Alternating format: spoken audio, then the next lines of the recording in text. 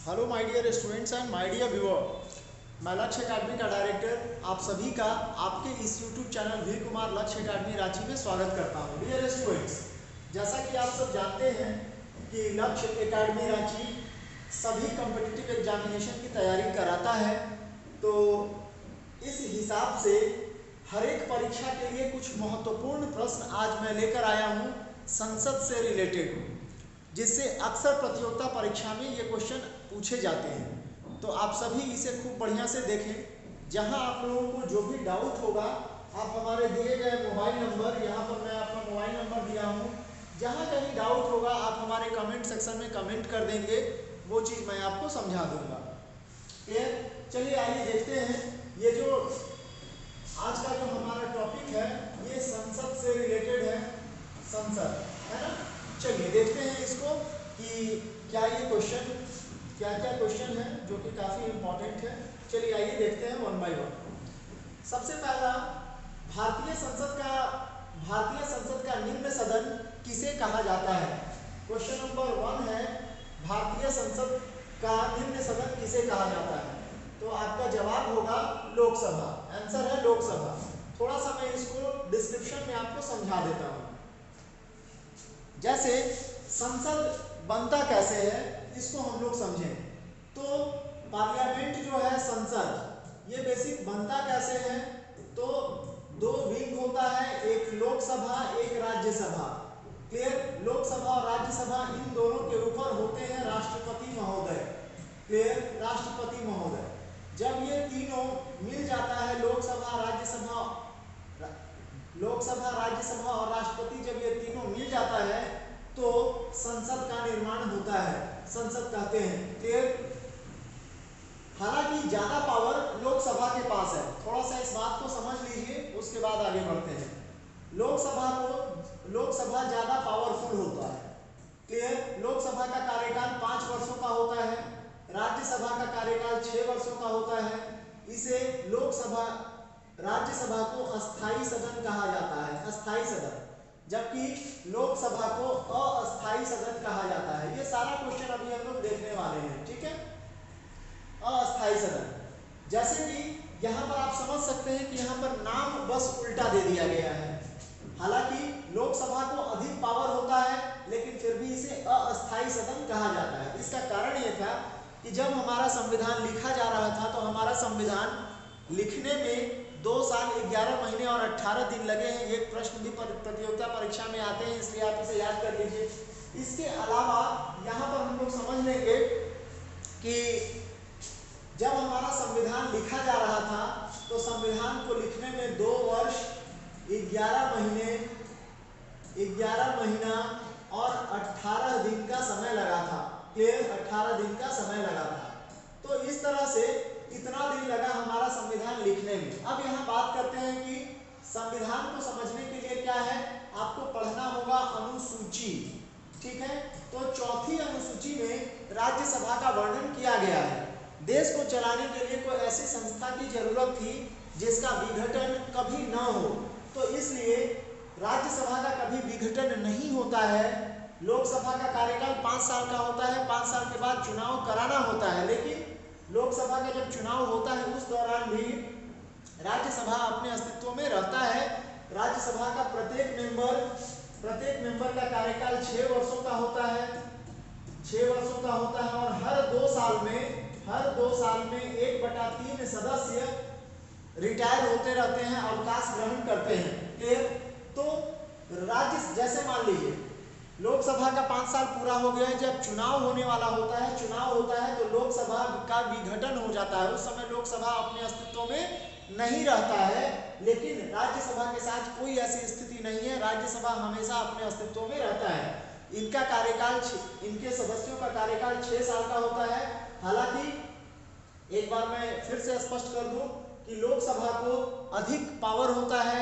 लोकसभा राज्यसभा की तुलना में ज्यादा निर्णय ले सकता है, राज्यसभा कम निर्णय लेता है। राज्यसभा को अगर देखा जाए तो लोकसभा की तुलना में कम अधिकार है, लेकिन फिर भी संविधान की भाषा में राज्यसभा को अस्थाई सदन का दर्जा प्राप्त है और लोकसभा को अस्थाई। अभी हम लोग ये क्वेश्चन पहले पूरा देख लेते हैं, इसके बाद हम लोग इसको खूब बढ़िया से समझेंगे जहाँ जहाँ समझने का जरूरत होगा, क्योंकि अगर एक टॉपिक में ही अगर समझाने लगेंगे तो पता चलेगा कि बहुत लंबा, हालांकि लोकसभा और राज्यसभा में समझाने लायक बात अभी बहुत है, तो इसको हम लोग क्लास में डिस्कस करेंगे। जब क्लास चलेगा तो उस क्लास का वीडियो को मैं रिकॉर्ड कर लूँगा और आप लोगों के लिए जो ऑनलाइन बच्चे यूट्यूब पर पढ़ाई करते हैं, मेरे चैनल को देखते हैं, उन लोगों के लिए मैं ये वीडियो अपलोड कर दूंगा। क्लियर? चलिए आइए आगे की बात समझते हैं। तो पहला क्वेश्चन था, भारतीय संसद का निम्न सदन किसे कहा जाता है? तो लोकसभा को निम्न सदन, है ना, निम्न सदन। फिर से यहाँ पर एक बात समझ लीजिए, निम्न सदन लोकसभा को कहते हैं, लेकिन इसके अधिकार राज्यसभा की तुलना में ज्यादा होते हैं। क्लियर? चलिए नेक्स्ट क्वेश्चन, नेक्स्ट क्वेश्चन की तरफ आते हैं। भारतीय संविधान के दूसरा क्वेश्चन है, भारतीय संविधान के किस अनुच्छेद के अंतर्गत लोकसभा की संरचना की गई है? तो अनुच्छेद नंबर 81। क्लियर? बहुत बार ये क्वेश्चन पूछा गया है, अनुच्छेद नंबर 81। नेक्स्ट अगला क्वेश्चन में आते हैं, जनता द्वारा प्रत्यक्ष रूप से निर्वाचित सदन को क्या कहते हैं? क्लियर? तो जनता द्वारा प्रत्यक्ष रूप से निर्वाचित सदन को लोकसभा कहते हैं। यहाँ पर मैं आपको अभी बता ही चुका हूँ कि लोकसभा का जितने भी सदस्य हैं वो जनता के द्वारा चुने जाते हैं, परंतु राज्यसभा में जनता के द्वारा नहीं चुने जाते हैं। क्लियर? नेक्स्ट अगला क्वेश्चन, भारत में लोकसभा किसका प्रतिनिधित्व करती है? तो भारतीय जनता का। क्वेश्चन बहुत बार ये आया है कि लोकसभा किसका प्रतिनिधित्व करती है? तो हम आम जनता जो सरकार को चुनते हैं तो वो हमारा प्रतिनिधित्व करती है। यदि मान लीजिए आज हमारे प्रधानमंत्री श्री नरेंद्र मोदी जी हैं, तो ये नरेंद्र मोदी जी सभी पूरे भारत का जितना आबादी है उन सभी का प्रधानमंत्री हैं। यहाँ पर कोई पक्ष विपक्ष की बात हम लोग नहीं करेंगे, जैसे हम लोग बोलेंगे कि भाई बीजेपी का प्रधानमंत्री, ऐसा नहीं। ये प्रधानमंत्री पद जो है ये जब तक चुनाव लड़ रहा है तब तक बीजेपी कांग्रेस तब तक राजनीतिक है। जब ये प्रधानमंत्री बन जाते हैं तो ये पूरे भारत के प्रधानमंत्री होते हैं। भारत के राष्ट्रपति, जब राष्ट्रपति अगर कोई बनेगा तो वो पूरे भारत का राष्ट्रपति कहलाएगा। क्लियर? तो हम सभी आम जनता का, ये क्वेश्चन फिर से समझिए, भारत में लोकसभा किसका प्रतिनिधित्व करती है? तो भारतीय जनता का, यानी भारत के जो भी निवासी हैं उन सभी का प्रतिनिधित्व लोकसभा करती है। नेक्स्ट क्वेश्चन है, संविधान के अनुसार लोकसभा के सदस्यों की अधिकतम संख्या कितनी हो सकती है? क्लियर? तो संविधान के अनुसार हमारे लोकसभा के सदस्यों की संख्या 552 कितनी हो सकती है? 552, अधिक से अधिक 552 हो सकते हैं, जिसमें से 530 राज्यों से होना है और 20 केंद्र शासित प्रदेश से और 2 एंग्लो इंडियन होता है, यानी आंग्ल भारतीय। क्लियर? यानी टोटल आपको याद रखना है 552 होते हैं। क्लियर? 552 से ज्यादा लोकसभा में मेंबर नहीं हो सकते। अगर 552 से ज्यादा मेंबर अगर होना है तो प्रधानमंत्री जी और उनकी कैबिनेट इस बार एक अलग से एक बिल पारित करवा रही है। अगर हो जाता है तो संसद में प्रतिनिधित्व भी बढ़ जाएगा। क्लियर? अगर ऐसा सदस्यों को अगर बढ़ाना हो या घटाना हो तो इस कार्य के लिए संसद से अमेंडमेंट कराना होगा, संसद में संशोधन कराना होगा, बिल पारित, एक नया बिल लाकर उस पर विशेष वोटिंग से ये काम किया जाएगा। नेक्स्ट है, तो अभी सिर्फ आप याद रखिए, अभी तक आज का तारीख कितना है? आज का तारीख समझ लीजिए 22। क्लियर? 22 नवंबर यानी 11वां महीना 2022 है। आज के तारीख के दिन तक 552 पढ़ेंगे। ये प्रधानमंत्री ने शायद बिल लाया हुआ है संसद में, अगर ये बढ़ जाएगा तो अभी कितने सदस्य फिर लोकसभा में बैठेंगे, कितने राज्यसभा में बैठेंगे, क्योंकि सॉरी नया संसद भवन जो बन रहा है उसमें कितने लोग बैठेंगे, ये बिल अभी संसद के पटल पर विचाराधीन है। जब ये विचाराधीन बिल क्लियर हो जाएगा, सभी सांसद अपनी, जिस दिन इसका बैठक होगा सभी सांसद अपनी सहमति दे देंगे विशेष बहुमत के द्वारा, तो ये संख्या बढ़ भी सकता है और घट भी सकता है। चलिए नेक्स्ट अगला क्वेश्चन देखते हैं।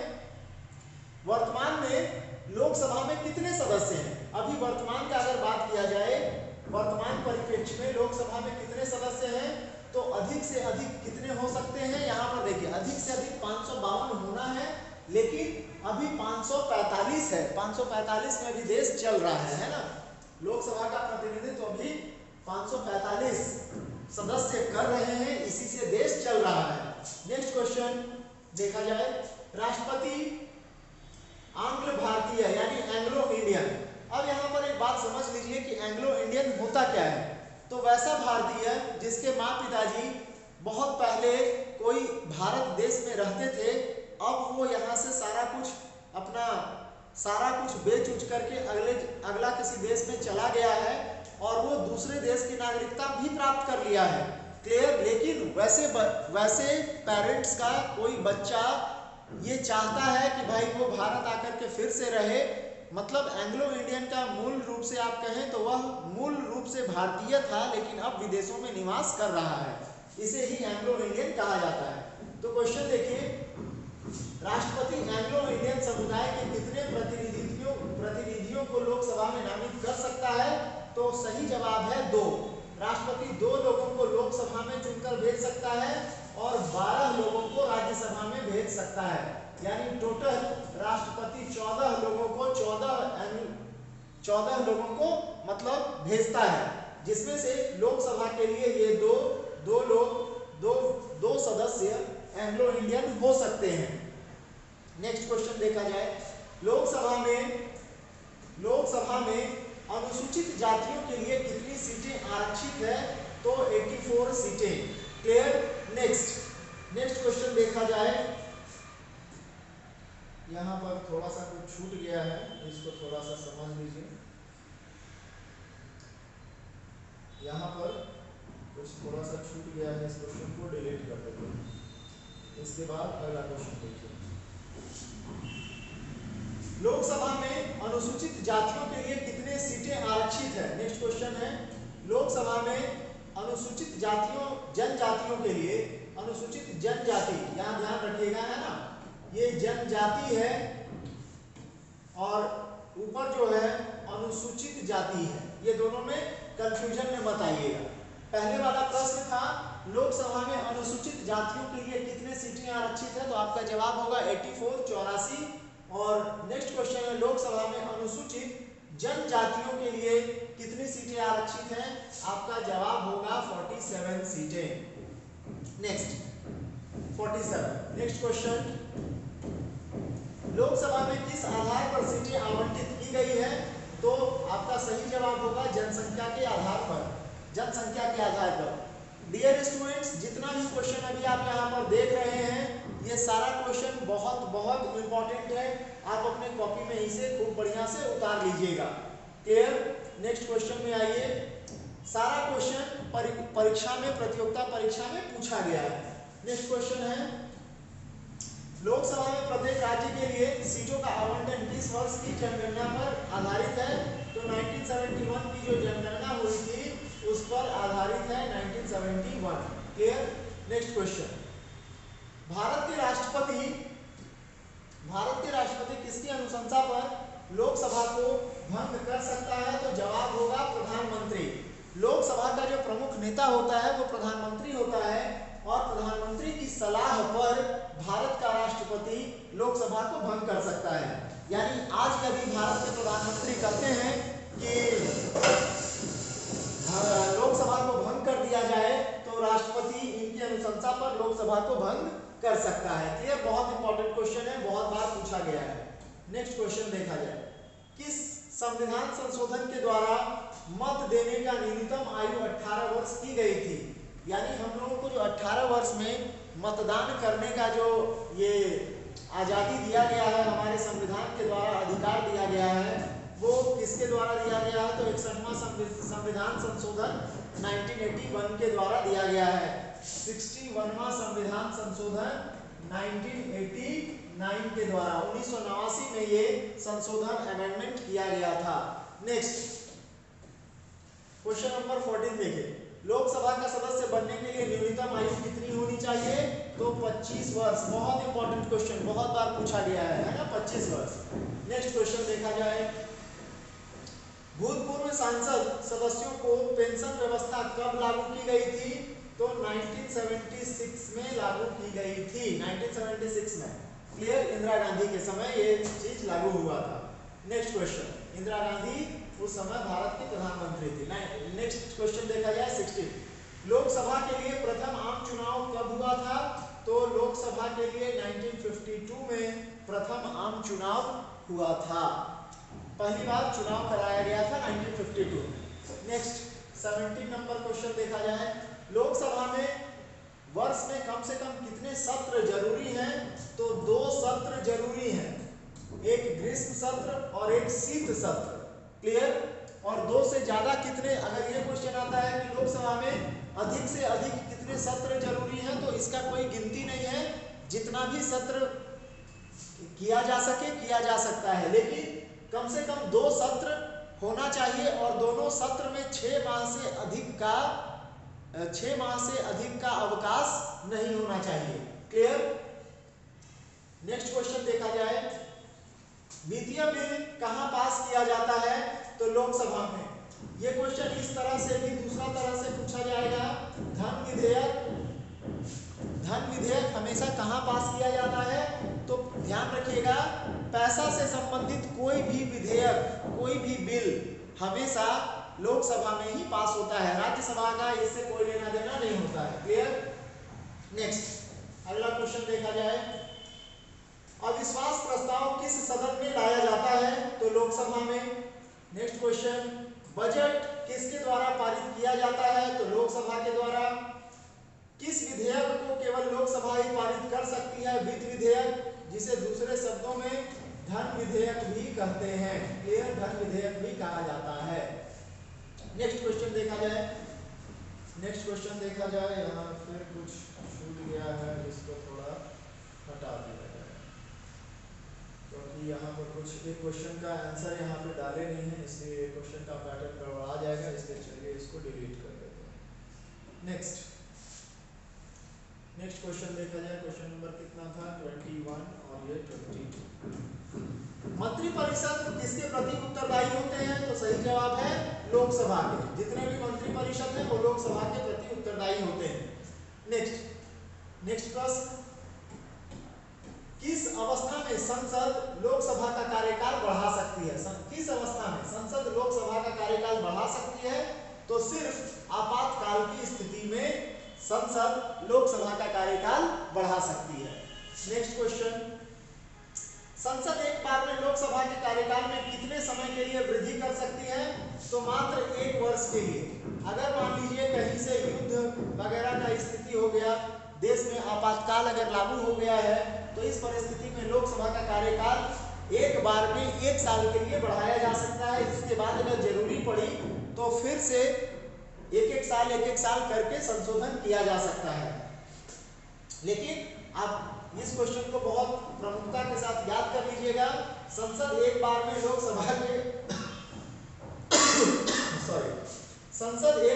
लोकसभा के कार्यकाल में कितने समय के लिए वृद्धि कर सकती है? तो अधिक से अधिक 1 वर्ष। नेक्स्ट क्वेश्चन देखा जाए, किस वर्ष लोकसभा का कार्यकाल एक एक करके 2 बार बढ़ाया गया है? तो 1976 में इंदिरा गांधी उस समय प्रधानमंत्री थी, वो एक साल करके 2 बार अपना कार्यकाल को बढ़ाई थी बिना चुनाव उस समय होने वाला था, चुनाव को टाल दिया गया था और एक साल 2 बार सरकार का कार्यकाल बढ़ाया गया था। नेक्स्ट, लोकसभा का नेता कौन होता है? तो इसका उत्तर थोड़ा बढ़िया से समझ लीजिए। आमतौर पर भारत के प्रधानमंत्री ही लोकसभा के सदन का नेता होते हैं। अगर प्रधानमंत्री लोकसभा का सदस्य न हो तो वे लोकसभा के सदन का नेता का चुनाव करते हैं। क्लियर? ध्यान दीजिएगा, आमतौर पर भारत के प्रधानमंत्री ही लोकसभा के सदन का नेता होते हैं। अगर प्रधानमंत्री लोकसभा का सदस्य नहीं हो, जैसे मान लीजिए इसके पहले जो हमारे प्रधानमंत्री थे श्री मनमोहन सिंह, वो मनमोहन सिंह राज्यसभा के नेता थे। क्लियर? आसाम क्षेत्र से आते थे, तो वो राज्यसभा से थे। तो वो लोकसभा के नहीं थे। क्लियर? तो इस स्थिति में लोकसभा के लोग आपस में से ही किसी को चुनेंगे। क्लियर? लोकसभा का नेता को चुना जाएगा। लेकिन अभी वर्तमान प्रधानमंत्री नरेंद्र मोदी ये लोकसभा के सदस्य हैं, तो ये खुद ही लोकसभा का नेता हैं। क्लियर? नेक्स्ट क्वेश्चन देखा जाए। राजनीतिक शब्दावली में शून्यकाल का अर्थ क्या है? ये क्वेश्चन आप लोग सुने होंगे कि शून्यकाल, तो शून्यकाल का अर्थ है प्रश्न उत्तर सत्र।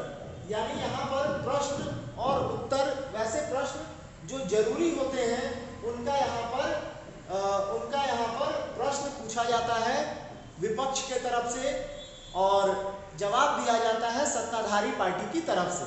और कभी कभी सत्ताधारी पार्टी भी विपक्ष से कुछ सवाल पूछ सकते हैं। क्लियर? तो आप इसको समझ लीजिए अच्छे से। शून्यकाल क्या है? तो ज्यादातर शून्यकाल का 2021 से पहले तक का जो समय था वो 12 से 1 बजे तक शून्यकाल होता था। मतलब संसद सत्र जब चल रही होती थी तो 12 से 1 का जो समय था, 1 घंटे का, वो शून्यकाल था। लेकिन कोरोना काल 2020 में आया, उसके बाद शायद इसमें कुछ अमेंडमेंट हो गया और शून्यकाल का समय को अब घटाकर आधा घंटा कर दिया गया। नेक्स्ट आगे बढ़ते हैं। लोकसभा अध्यक्ष का चुनाव कौन करता है? तो लोकसभा सदस्य। लोकसभा अध्यक्ष का चुनाव कौन करता है? तो लोकसभा सदस्य। जितने भी लोकसभा के सदस्य होते हैं वो अपने अध्यक्ष का चुनाव करते हैं। नेक्स्ट, लोकसभा अध्यक्ष अपना त्याग पत्र किसे देता है? तो लोकसभा उपाध्यक्ष को। नेक्स्ट, निर्णायक मत देने का अधिकार किसे होता है? लोकसभा अध्यक्ष को। नेक्स्ट क्वेश्चन देखा जाए। लोकसभा का सचिवालय किसके नियंत्रण में होता है? तो लोकसभा का सचिवालय लोकसभा अध्यक्ष के नियंत्रण में होता है। क्लियर? नेक्स्ट क्वेश्चन, भारतीय संसद के दोनों सदनों के संयुक्त अधिवेशन की अध्यक्षता, नेक्स्ट क्वेश्चन देखा जाए, भारतीय संसद के दोनों सदनों के संयुक्त अधिवेशन की अध्यक्षता कौन करता है? तो सही जवाब है लोकसभा अध्यक्ष। लोकसभा में देखिए, हम लोग संसद पढ़ रहे हैं तो ज्यादातर क्वेश्चन प्रधानमंत्री, लोकसभा अध्यक्ष, राष्ट्रपति, इसी सब से आएगा। लेकिन अभी फिलहाल हम लोग लोकसभा से ज्यादा क्वेश्चन देख रहे हैं, इसलिए आपको आंसर पे ज्यादा ध्यान तो देना ही है, लेकिन क्वेश्चन को भी ध्यान से देखना है। क्लियर? क्योंकि क्वेश्चन इतना तरह से घुमा करके परीक्षा में पूछता है। लोकसभा में किसी विधेयक को धन विधेयक के रूप में कौन प्रमाणित करता है? लोकसभा अध्यक्ष। जैसा कि पहले क्वेश्चन में बताए थे कि लोकसभा में ही हमेशा धन विधेयक का बिल आता है, राज्यसभा से इसका कोई लेना देना नहीं है। तो ये धन विधेयक है या नहीं, इस पर सिर्फ अंतिम निर्णय लोकसभा अध्यक्ष ही करते हैं। नेक्स्ट क्वेश्चन, किस समिति का पदेन अध्यक्ष लोकसभा का अध्यक्ष होता है? तो नियम समिति। बहुत इंपॉर्टेंट है, याद रखिएगा। नेक्स्ट क्वेश्चन देखा जाए, लोकसभा महासचिव की नियुक्ति कौन करता है? तो लोकसभा स्पीकर करता है। नेक्स्ट क्वेश्चन देखा जाए, लोकसभा के अध्यक्ष या उपाध्यक्ष की अनुपस्थिति में लोकसभा की अध्यक्षता कौन करता है? तो लोकसभा का जो वरिष्ठतम सदस्य होगा, वरिष्ठतम सदस्य कहने का मतलब जिसका आयु सबसे ज्यादा होगा उसको वरिष्ठतम सदस्य माना जाता है। और इस परिस्थिति में फिर से इस क्वेश्चन को देखिए, लोकसभा के अध्यक्ष या उपाध्यक्ष की अनुपस्थिति में लोकसभा की अध्यक्षता कौन करता है? तो लोकसभा का वरिष्ठतम सदस्य। और एक चीज ध्यान देने वाला बात यह है, यहाँ पर वरिष्ठतम सदस्य के बारे में बात आया है तो इसको समझा देना, समझ लीजिए बढ़िया से। देखिए होता क्या है, यहाँ पर समझिए, होता क्या है कि जब मान लीजिए कोई लोकसभा का चुनाव जीत करके जब लोकसभा का कार्यकाल प्रारंभ होता है तो तुरंत अध्यक्ष, मान लीजिए आज चुनाव सब लोग जीत गया और आज से ही लोकसभा का कार्यकाल को आगे बढ़ाना है। तो इस परिस्थिति में जो सबसे वृद्ध व्यक्ति होता है, वरिष्ठतम व्यक्ति होता है, सबसे जिसका उम्र ज्यादा होता है, उनको अध्यक्ष चुन लिया जाता है सर्वसम्मति से। मतलब वो खुद ही लोग मान लेता है। क्लियर? इसके बाद उनकी अध्यक्षता में लोकसभा अध्यक्ष का चुनाव होता है और लोकसभा के जितने सदस्य होते हैं वे सभी फिर अपना अपना मत डालते हैं, अपना अपना वोट डालते हैं और उसके बाद फिर दूसरे सदस्य को चुना जाता है। क्लियर? तो चलिए नेक्स्ट क्वेश्चन अब देखते हैं। नेक्स्ट क्वेश्चन, राष्ट्रमंडल अध्यक्षों के सम्मेलन का पदेन महासचिव कौन होता है? तो लोकसभा का महासचिव। नेक्स्ट क्वेश्चन, लोकसभा का अभिरक्षक किसे कहा जाता है? लोकसभा अध्यक्ष को। नेक्स्ट क्वेश्चन, लोकसभा में कोरम यानी गणपूर्ति पूरा करने के लिए कम से कम कितने सदस्य की जरूरत है? अब इसको समझिए कि ये कोरम या गणपूर्ति होता क्या है। जैसे मान लीजिए हम अभी आप लोगों को यहाँ क्लास में पढ़ा रहे हैं, मान लीजिए मेरे पास 50 स्टूडेंट का ये बैच है। मान लीजिए 50 स्टूडेंट में अगर मान लीजिए सारे लोग एब्सेंट हैं, सिर्फ 2 लोग क्लास में आता है, तो उस दिन हम बोल देते हैं कि भाई आज बहुत कम स्टूडेंट आए हैं, आज आपका क्लास नहीं होगा। तो इसी तरह से संसद में क्या है, अभी हम लोग सीखें कि लोकसभा में 552 लोग अधिक से अधिक होते हैं, लेकिन अभी वर्तमान का जो लोकसभा का कार्यकाल है वो 545 का है। 545 लोग यहाँ हैं, तो 545 का 1/10 भाग, देखिए संसद सत्र चलेगा। कब चलेगा? जब जितने सदस्य होंगे सदस्य का 1/10 भाग सदस्य उपस्थित होने चाहिए। जैसे मान लीजिए मोटे तौर पे अगर 545 का अभी वर्तमान है, तो 545 का 1/10 सदस्य कम से कम संसद में उपस्थित होना चाहिए, अदरवाइज ये संसद सत्र नहीं चलेगा। इसे ही गणपूर्ति कहते हैं। यानी आप मोटे तौर पे समझने के लिए समझ सकते हैं कि क्लास का अटेंडेंस यानी जितने स्टूडेंट हैं अगर उसका 1/10, मान लीजिए अगर 100 स्टूडेंट है तो 100 में कम से कम 10 स्टूडेंट को उपस्थित होना चाहिए, अन्यथा क्लास नहीं चलेगा। उसी तरह से संसद सदन में भी होता है। नेक्स्ट क्वेश्चन देखा जाए, 1971 की जनगणना पर आधारित लोकसभा में सीटों का आवंटन किस वर्ष तक यथावत रखने की बात कही गई है?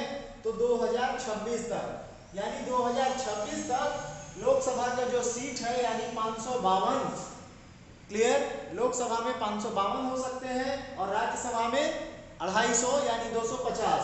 तो 226 तक इसमें छेड़छाड़ नहीं किया जा सकता है, लेकिन 2026 के बाद अपनी सर्वसम्मति से इन सीटों को बढ़ाया जा सकता है। क्लियर? नेक्स्ट क्वेश्चन देखा जाए, लोकसभा का कार्यकाल 5 वर्ष से अधिक किस अवस्था में बढ़ाया जा सकता है? तो ये क्वेश्चन हम लोग पहले भी देखे हैं, जब राष्ट्रीय आपात लागू हो तब। नेक्स्ट क्वेश्चन देखा जाए, लोकसभा का सामान्यतः कार्यकाल कितने वर्ष का होता है? तो बता चुके हैं, लोकसभा का कार्यकाल 5 वर्षों का होता है। नेक्स्ट क्वेश्चन देखा जाए, लोकसभा की बैठक की अंतिम तिथि तथा दूसरी बैठक के प्रथम तिथि के बीच कितने माह का अंतर नहीं होना चाहिए? ये भी क्वेश्चन अभी ऊपर हम समझा चुके थे कि एक लोकसभा का जो सत्र चलेगा उसमें 6 माह का अंतर नहीं होना चाहिए। क्लियर? नेक्स्ट क्वेश्चन देखिए, किस राज्य का लोकसभा में सबसे अधिक प्रतिनिधित्व है? तो उत्तर प्रदेश, क्योंकि ये राज्य सबसे बड़ा है। Clear? Next question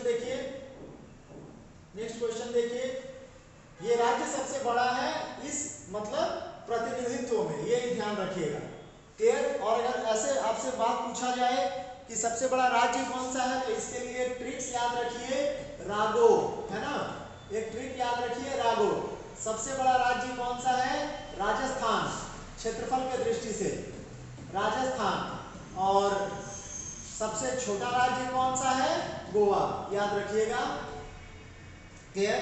Uttar Pradesh Lok Sabha में सीटों के दृष्टिकोण से सबसे ज्यादा है, और सबसे ज्यादा अगर जनसंख्या का हम बात करें तो सबसे ज्यादा जनसंख्या उत्तर प्रदेश में है। ध्यान रखिएगा, फिर से इस चीज को दोहराते हैं एक बार, सबसे ज्यादा क्षेत्रफल के दृष्टिकोण से अभी सबसे बड़ा राज्य कौन सा है? राजस्थान, और सबसे छोटा गोवा, लेकिन जनसंख्या के दृष्टिकोण से सबसे बड़ा राज्य कौन सा है? उत्तर प्रदेश।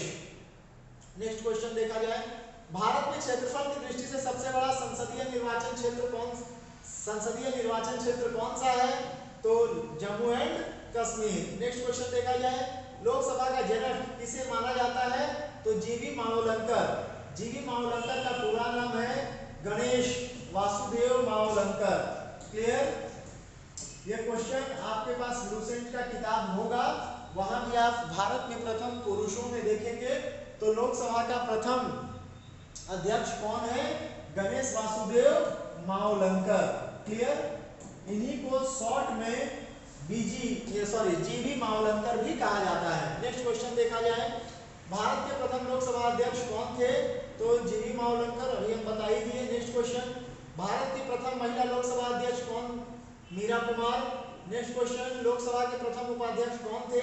अनंत शयनम अयंगर। ये गलती से अपंगर लिखा गया है, यहाँ पर अयंगर कर लीजिए। नेक्स्ट क्वेश्चन देखा जाए, किस लोकसभा अध्यक्ष के खिलाफ अविश्वास प्रस्ताव लाया गया था? तो के.एस. हेगड़े।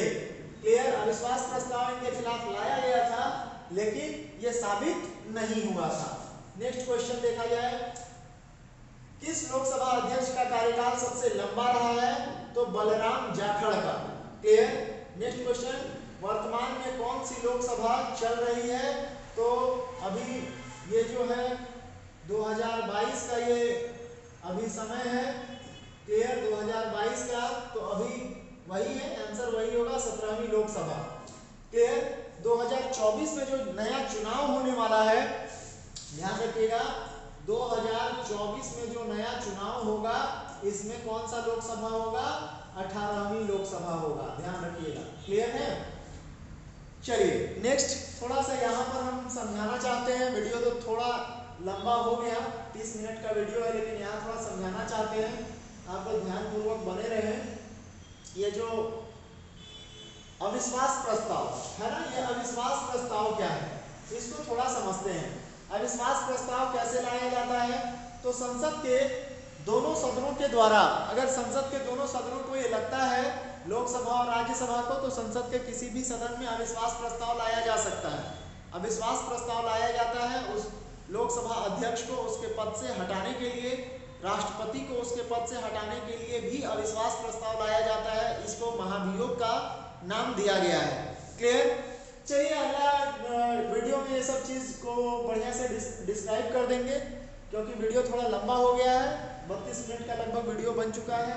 तो ये सारा क्वेश्चन को आप कॉपी पर खूब बढ़िया से नोट कर लीजिएगा, क्योंकि सारा क्वेश्चन बहुत ही इंपॉर्टेंट है और संभवतः इस जितना क्वेश्चन हम यहाँ पर आपको बताए हैं, इससे बाहर किसी भी परीक्षा में क्वेश्चन आता नहीं है। तो आप खूब बढ़िया से इसकी तैयारी कर लीजिएगा। Thank you very much.